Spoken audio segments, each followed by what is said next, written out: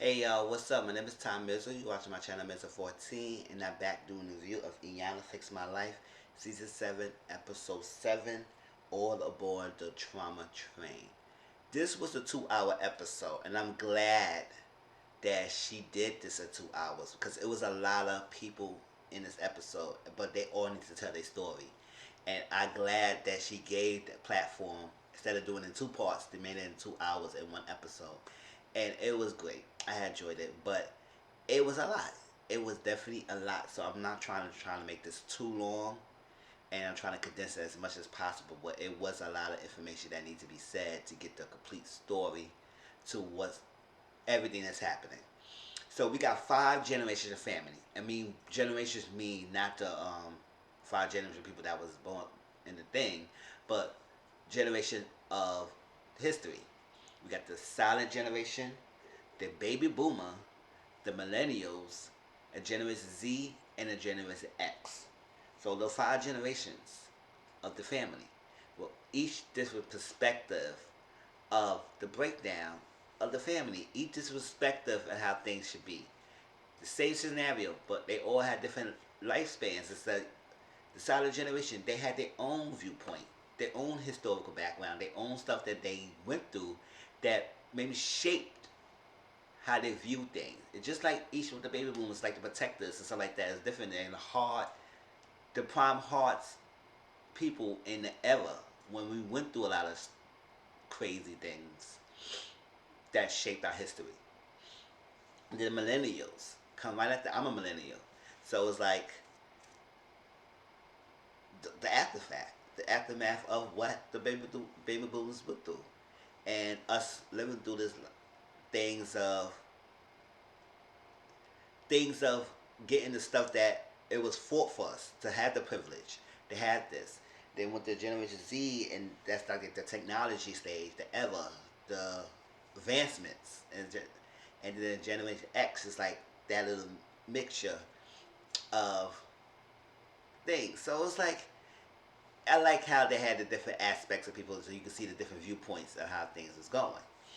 Now, to break it down to make this the better as possible to follow things, I'm trying to do it by person, and then trying to connect some of the pieces. Okay, so Ayana had each one of the roles in the family, and the roles is what define how the breakdown of the family went, and also and is divided by the generation gap of where their placements are. So we had Lula, who was Miss Lula, is Yolanda's mother, and she is the foundation. She's the foundation, the one who holds all the pieces together, the base.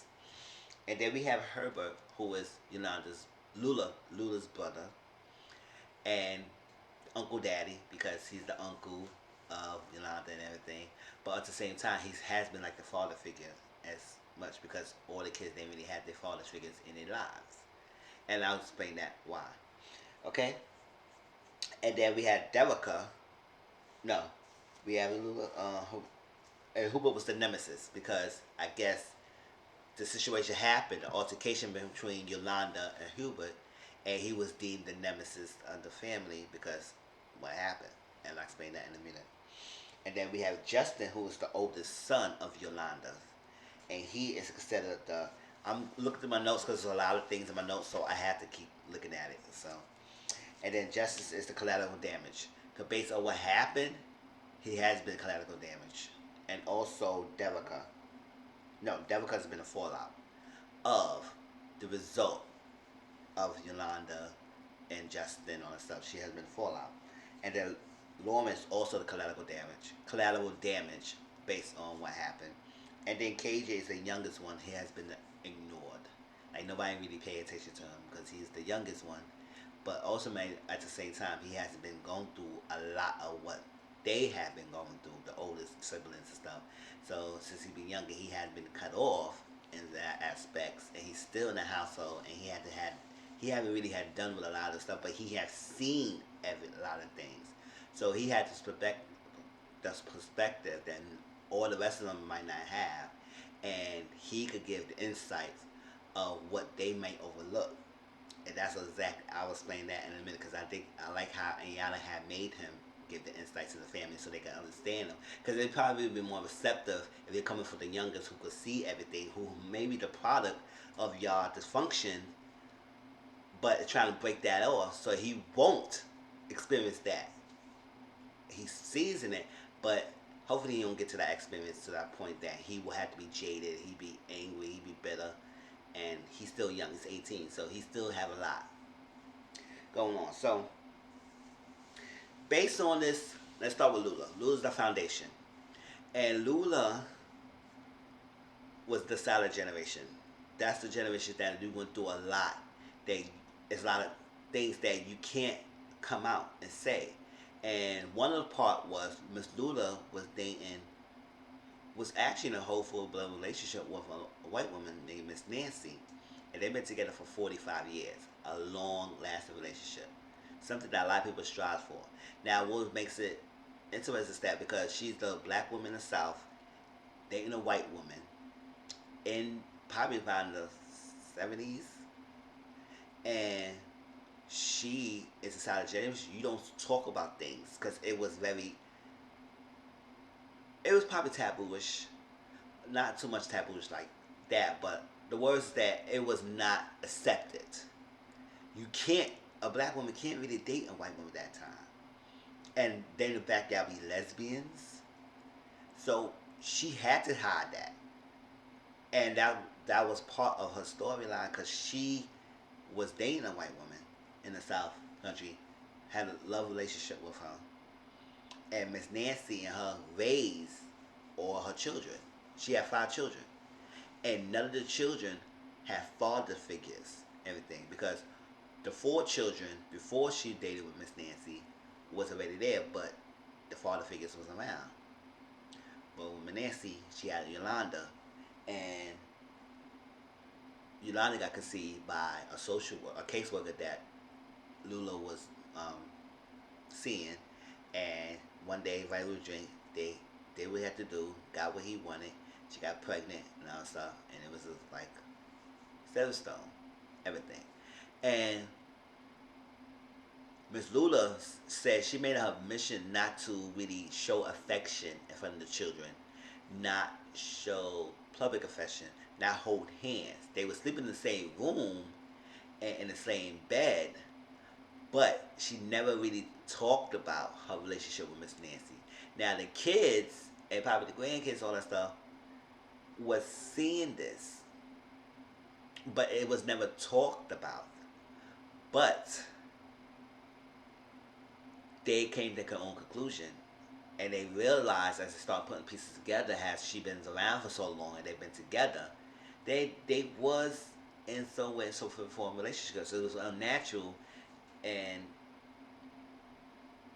it's not unnatural, but it's not common that 2 women be in the same room together and living together and on bed, and then we ask questions, you will lie and come up with different reasons. Oh, that's my business partner, that's my friend, this is that, in the same room, and we asking and all that stuff, and then you really not trying to give a direct answer that this is my partner, but you danced around it until they come to a conclusion and realize this is what's happening. Because to them, Miss Nancy is their father, has been their father, the one who raised them was Miss Nancy.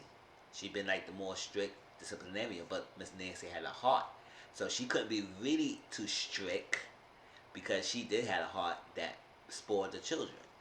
Okay, and that was that. So it was. I commend Miss Lula for even surviving that time and being with someone and being lesbian and being interracial relationship when the time when they was not happy or warranted, and that was not really accepted at all at the time. So I understand why she was silent. That's what you call a silent generation, because at the time you don't speak on things. Some things that was not the norm and something that was not appreciated or not approved, you kept that a secret. And that's why she was able to, that's why Miss Lula Foundation is probably the cause of many of the things, because she don't speak up. And when the things does hurt her, she never speak about it. Now she said what devastated her was when Nancy was on the deathbed. She was dying for lung cancer, and it was to do a drip. Now, Justin's wife, Devika, she was a registered nurse. So she asked Devika what would be the possibility because this drip was supposed to be, she won't even wake up anymore. And Miss Lula, Lula didn't want that because she wanted to spend time and one of the last thing and all that stuff. She wanted to do as much as possible before she make that decision. So that because it was not necessary to do drip. Now, when Lula left, I guess the people made the decision. I guess Yolanda and the kids made the decision to get the drip against Devika's decision, or maybe Yolanda was the one who made that decision mainly, and they gave the drip, and it hurt Miss Lula because it's like she didn't get the chance to have a final say of goodbyes to her partner for 45 years, and that was that. So it was some turmoil from there, from breakdown from there. Now we went to Herbert, who was considered the nemesis, the uncle. He's the uncle, and it was the altercation. I guess after Miss Lula, after Miss Nancy death, Lula was in a dark time in dark place. She ain't know how to handle Yolanda, so Yolanda was going off, was crazy, going better and everything, and as the brother, the baby boomers, whose protectors and providers at that time, the baby is like the strong warriors who fought for a lot of things. That was the natural disaster.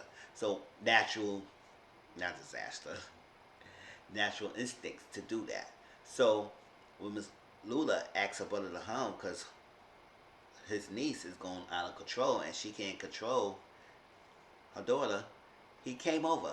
It was an altercation and stuff, and I guess she was all over his face and all that stuff, and he pushed it away. And when he pushed it away, she called the cops. She said, I got you where I wanted you to be, and you gonna be going to jail." And all that stuff. And went to jail. And went to court. Lula sided with her brother. Yolanda was upset with that. And they found out that he wasn't guilty. He was innocent in this whole situation. So they dropped the charges and he got let go. Yolanda was upset about that. And now they all figure, even though they had their own situation and issues, all that stuff, but they all said a lot of the causes is with Yolanda. And she was something else. And I will get to her in a minute. She is something else. And I can see why a lot of them had issues with her. Alright? And it was a way and everything. Even though he did protect Miss Lula and did that, and he would did it no matter what. The fact that he pushed his niece. I mean, I understand that she was on his face and she was out of control, but he probably could have walked away and did a lot of things. I mean, I don't know. I don't even think I would have put my hands on my niece and my nephew, even if they was doing too much. I went back up a little bit, everything, all that stuff. But as an adult, put my hands on my grown adult niece and nephew. I mean, they children, you might discipline them, but as adult children, yeah, probably put my hands. I probably just walk away. But that's that. But it was just a push because if it was anything different, he probably would still be locked up behind. But just putting the hands on him was, well, probably was too bit much. He probably could have just walked away. Okay, but he was hurt by his niece calling the cops on him and changing her story and lying and so that's that, because she was doing that. And that's why they probably was dropping no cases, because she was changing her story about what really was happening. Now, Yolanda. And yeah, let's get to Yolanda. Yolanda came in the scene, and she came in like she was nice and glory and all that stuff like that. Nobody that everybody say she was a beast and monster, but when she first talked to Miss Iyanla, it seemed like she was like a goody two shoes, a good angel. But boy, that was a disguise, a mask she was putting on, because she was nowhere near an angel as that. Now, she wanted a healthy relationship because she wrote the show, but we find out she hadn't really talked to her mother and to her son for years. She haven't talked to them for years. I said, "Oh, how you want the show? You didn't even talk to the people you supposed to love for years." She had a healthy relationship, and what was that? She said the family had a long history of dysfunction, and she wanted to change that. And she was in an abusive relationship because this is how STEM started. No, she was saying she got four other siblings, and she's the fifth child. And when she was growing up, she didn't look like her other siblings. And I guess maybe because she was mixed complexion and everything, it probably was different things, mixed complexion, um, mixed. She looked like the rest of them, so she has self identity. She wouldn't know where she come from because none of her siblings had fathers, so there was no father figure around. So she didn't know the identity of her father. It was just her, her mother, and Miss Nancy. Miss Nancy was like the father, but also spoiling Yolanda. Say whatever she could say, whatever she want, say do whatever she want, and everything. And Miss Nancy would spoil her, give her money and everything, and that's that. So she was in an abusive relationship. And I guess she never got healed from the abusive relationship because she said she was young and she got abused. And never really spoke to her mom about it and all that stuff. Just was carrying on. And I think Miss Lula mentioned that she was in abusive relationships too. Because when she was with, I guess Yolanda's father, he was kind of abusive for a while because she was staying in an abusive relationship to hide the fact that she was a lesbian. Undercover, good dealing with abuse. To be with men. So she could play that facade and everything and all stuff. So yes, Miss Lula been abused, and Yolanda has been abused as well. And Yolanda never dealt with that. She never really healed from that. So that abuse fueled her anger, her rage, her viewpoint, distorted it to the point that what she feels something or she feel threatened, she feel attacked, she does like that, she will lash at you, she will come at you, and she became abusive with her mouth. Very abusive, emotion abusive, very manipulative, very vindictive. Because usually when you've been abused a lot, you become abusive as well. And a little tidbit, like, I grew up watching my mother be abused, and sometimes she may get emotion, more verbal abuse towards children sometimes when she growing up, because the way she was going, how she been abused so much. But I'm good now. I turned out right and everything, and she calmed down. But growing up, it wasn't that easy dealing with someone who has a verbal tongue because she been so abused so her life. So sometimes she lashes out at people who close to her in love because she never really dealt with her hurt as much. So when you never dealt with it and you never really healed from it, you start lashing out at people that close to you, and that's what Yolanda was doing. So I could understand a little bit, but at the same time, I really didn't like how what she was doing to her children and all that stuff. It was crazy, terrible mother. All right, so yes, when Lula defended her brother in court, Yolanda, her daughter, would say, "B, you a terrible mother. You shouldn't even had any kids." I was like, "How was she what?" Because she defended her brother, because she supposed to be on her side, everything. And now her thing is she would never respect anybody who would put their hands. He dragged me on things. She said, "Oh, he dragged me on my neck. He was choking me, dragging me to the floor, everything." And she protected him, defended him. What about me? All that stuff. And I said, "Oh, okay." We found out that wasn't the truth. He really didn't really drag it. All he did is push her. But yes, he still put the hands on. So that was the hurting thing. But she was projecting her rage of her being abused that she never resolved onto Herbert and make him the target of her rage, what she never dealt with. So she did a lot of things, and I guess the relationship of son Justin. Now it was brought up, and I'm putting pieces together, people.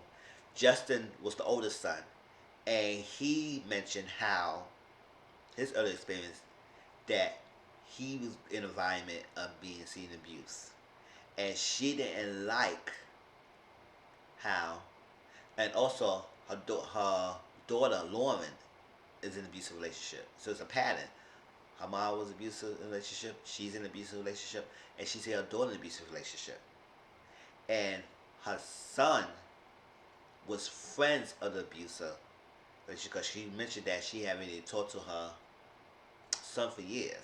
And we found out she hadn't really talked to her son Justice for 3 years. We was like, 3 years?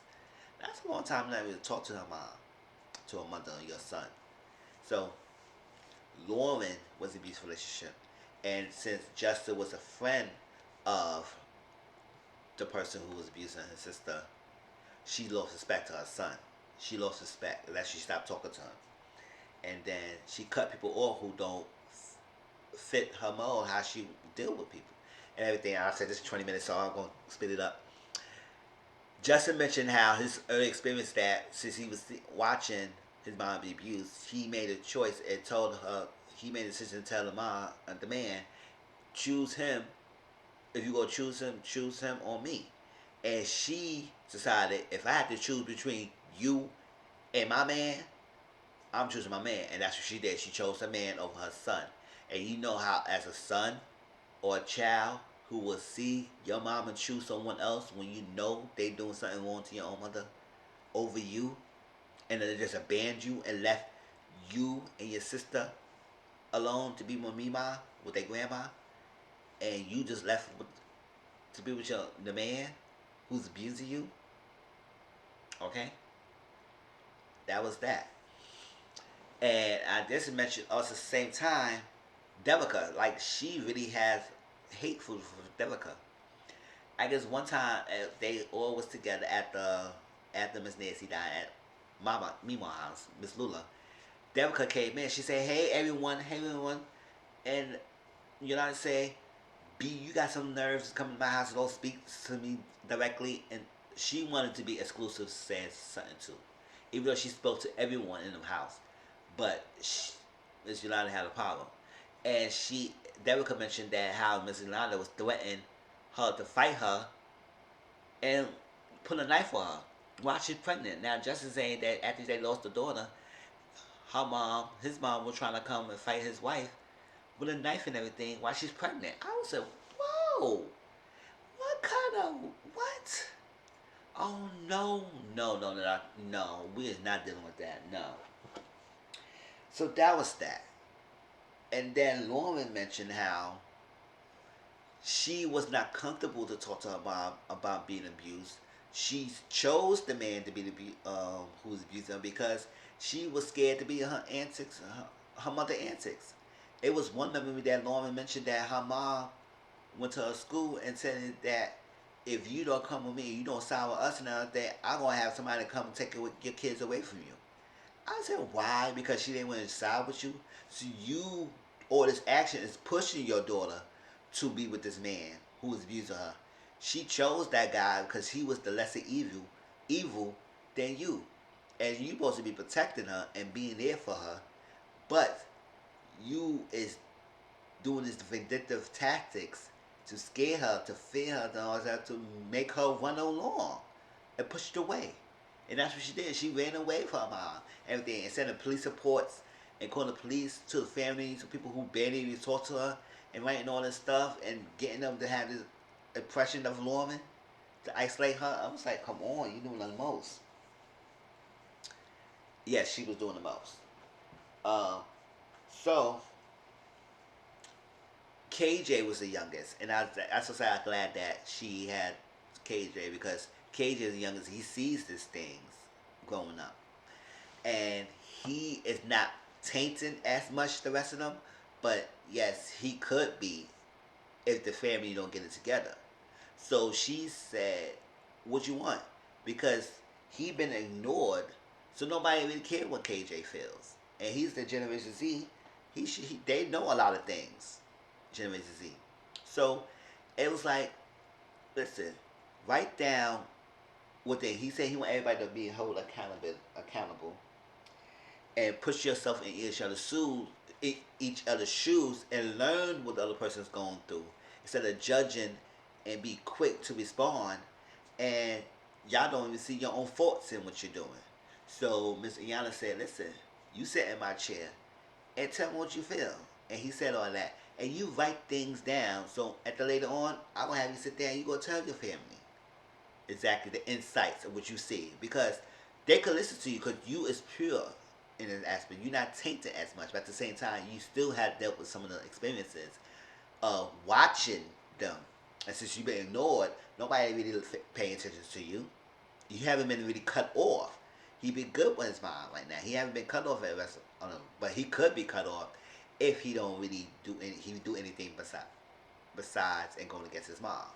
So I think Lauren mentioned that how Asher, I think one of the siblings, because Yolanda had 4 children, and since Justin hasn't really talking to the mom like that, Asher was like he not really messing with anyone who really silent got be cool with the mom. Lauren's cool with the mom for now. So since Asher don't like that, he has this because Asher wasn't there. So I guess it's like since he didn't care for his mom and you chose to be with your mom, he cut you off. So she didn't really have these interaction with her brother like that.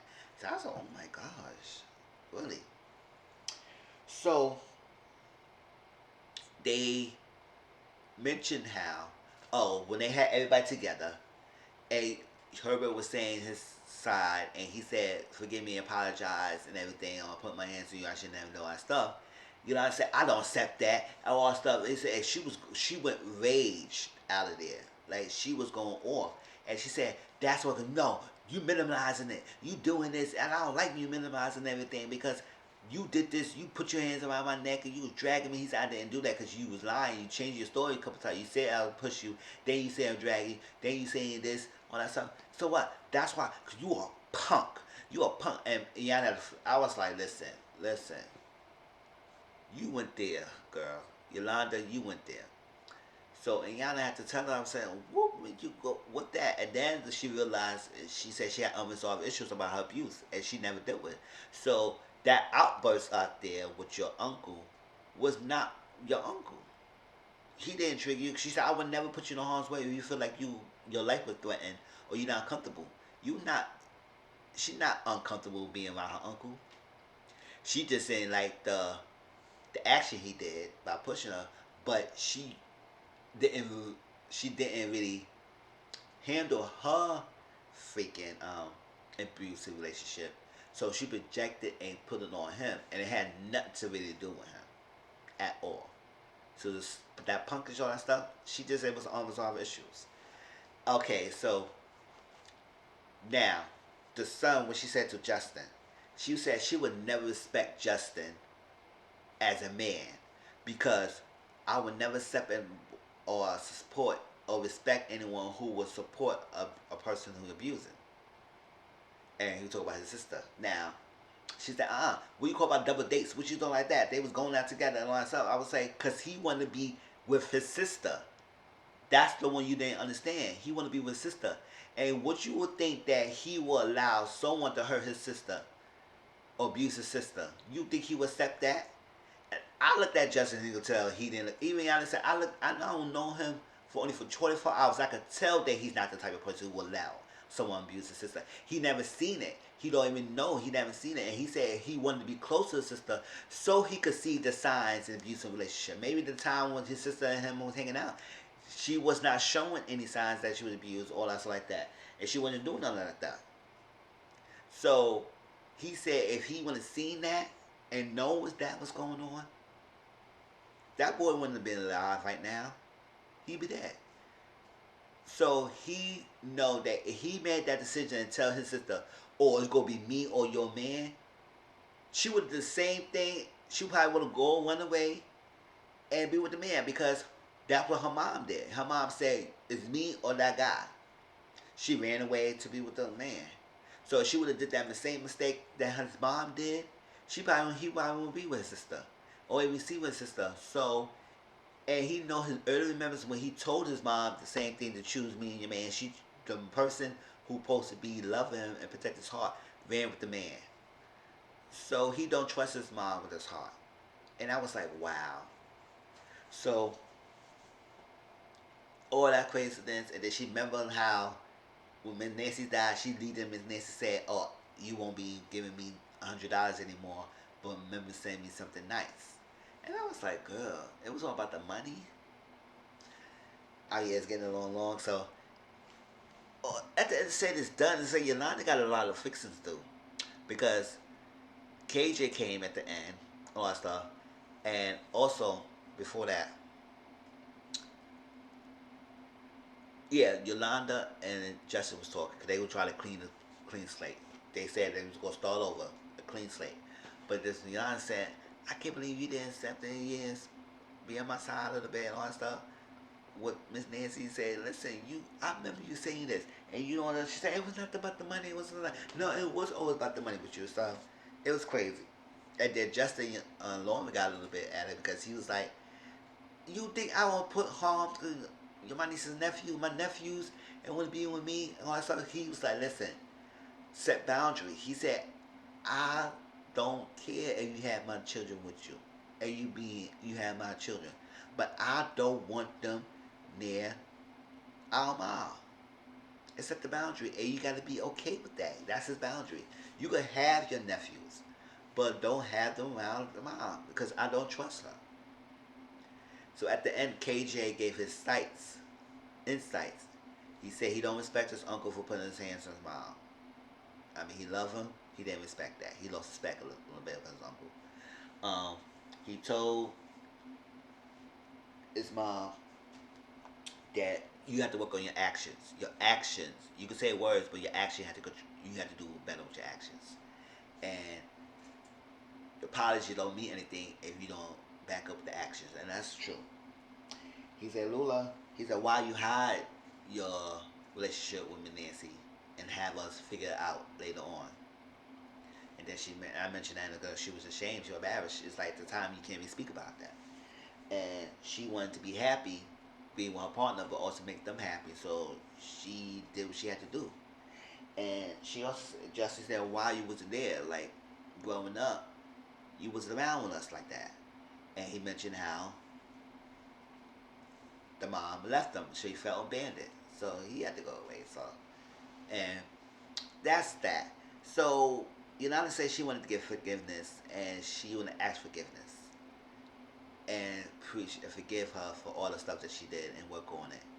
And at the end, it seemed like Yolanda and Lula will go counseling. But a little piece of that, I did mention how, yeah, Lula mentioned, told Yolanda her story about her identity, how she came about. And she said, if you would have told me everything, and also Yolanda usually don't remember what she did to people, but she always remember what people did to her.